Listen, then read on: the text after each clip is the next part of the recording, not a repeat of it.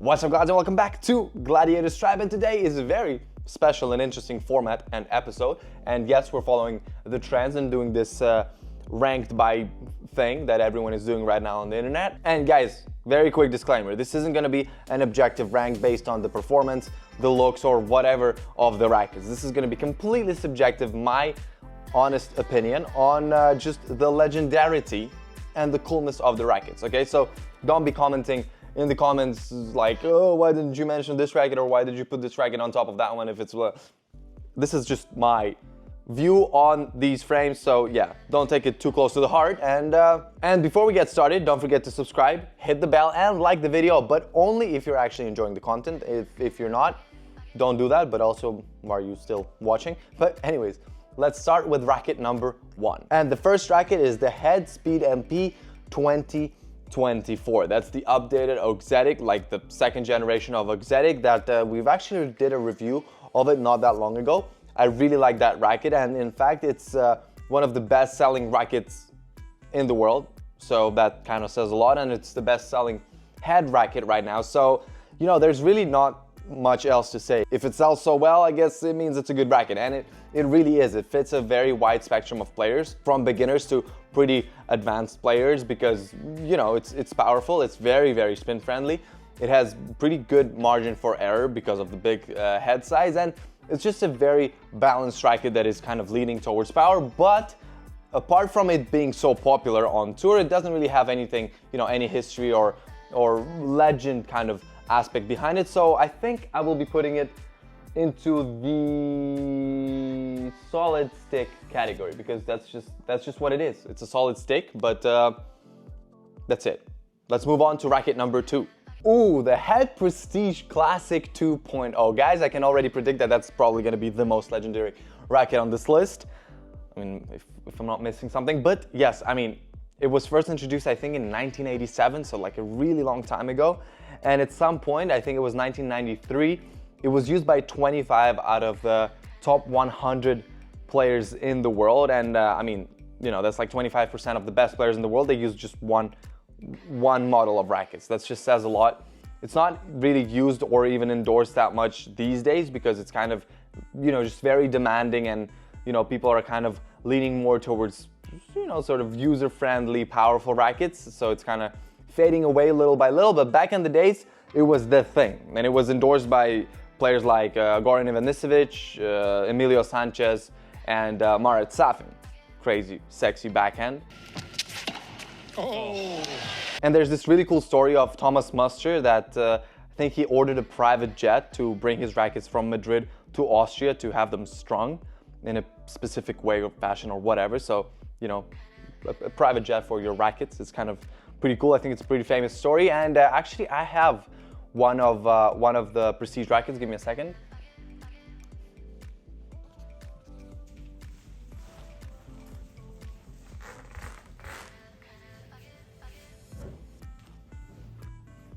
So it's not the Classic 2.0, but it's still a pretty limited edition racket. It's the Head Prestige 25th anniversary of the Prestige, and this was gifted to me by Alexander Volkov, who was my coach back when I was, I think, maybe 15, 16 years old, and he was also the coach of Marat Safin when he was #1 in the world. So that's very special racket for me. I don't really play with it anymore that much, but it's still very sexy. And plus, actually, the Prestige lineup has always been like the best looking lineup of rackets in head. So yeah, there's only really one spot where it can really go, and that's just the GOAT. Next racket. Guys, I completely forgot to mention that all of the rackets mentioned in this video are going to be linked down in the description below for you to check them out if you're interested, together with our exclusive discount code that's going to save you some cash, and that also helps the channel actually. So yeah, win-win situation. But back to the video. And the next racket is the Tecnifibre T-Fight 305. I mean, it's a really good racket. It's a solid frame. I like it. Pretty good balance of power and control, but kind of more towards control. And endorsed by Daniel Medvedev, my friend. But honestly, it's not really that legendary, and there's really not that much history behind it. And although it's a really, really good racket, but this is not a list of good rackets, it's a list of legendary / cool rackets. And unfortunately, I don't think it really belongs any higher than all right.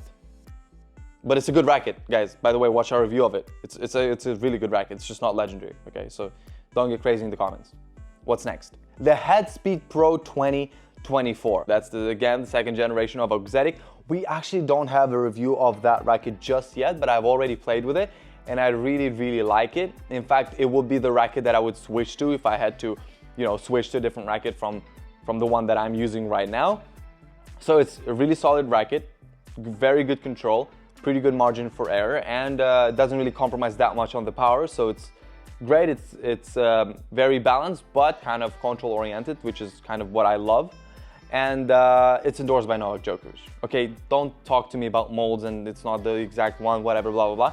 It's endorsed by Novak Djokovic. And Novak Djokovic is one of the 3 GOATs who have ever played the sport, so where else is his racket gonna be? Exactly over here. Boom. All right, what's next? Okay, it's the Wilson Ultra V3.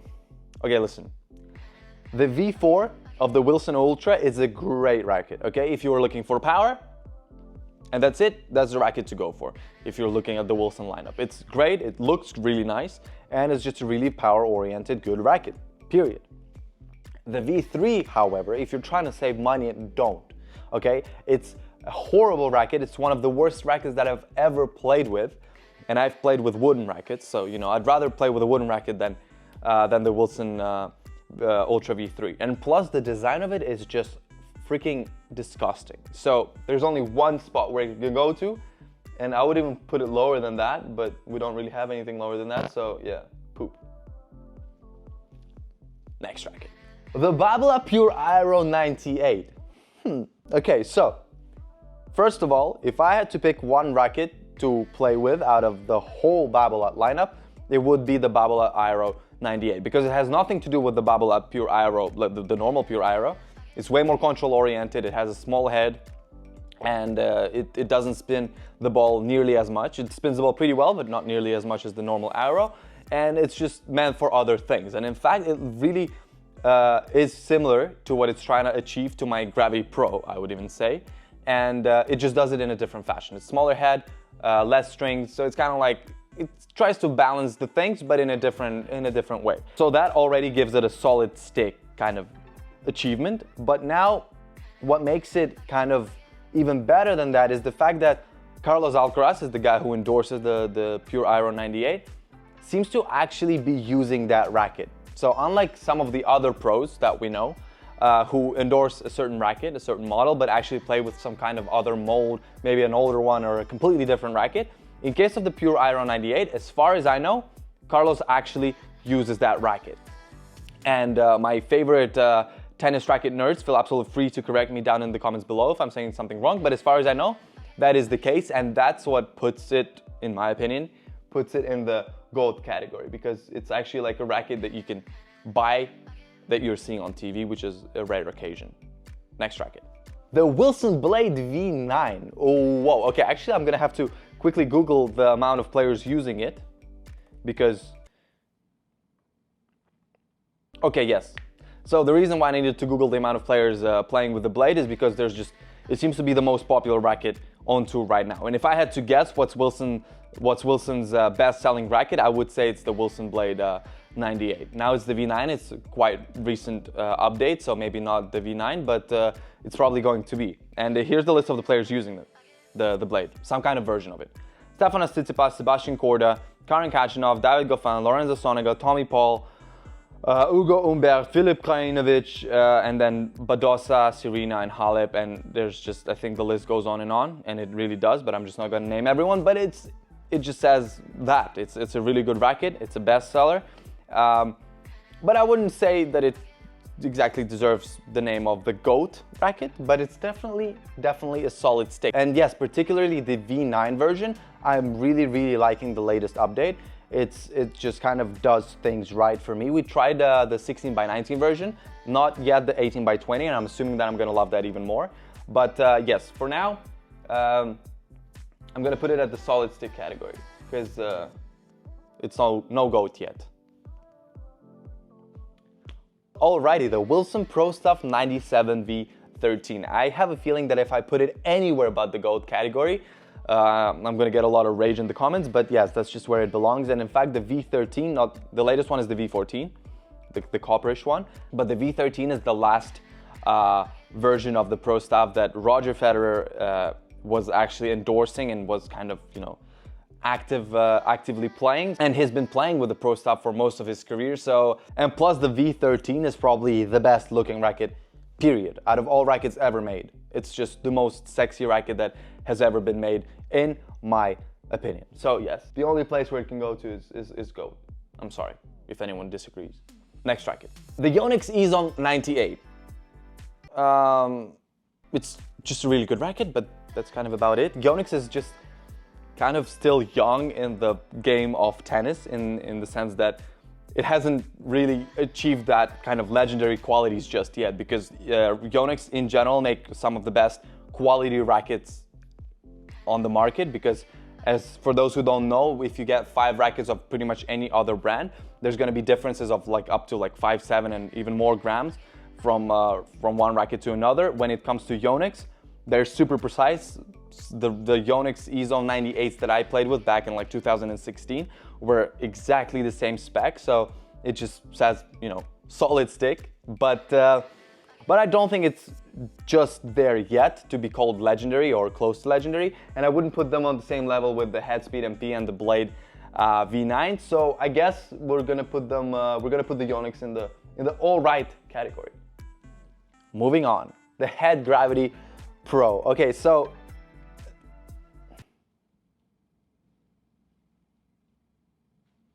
all right, fine, I will explain that decision. Here's the thing.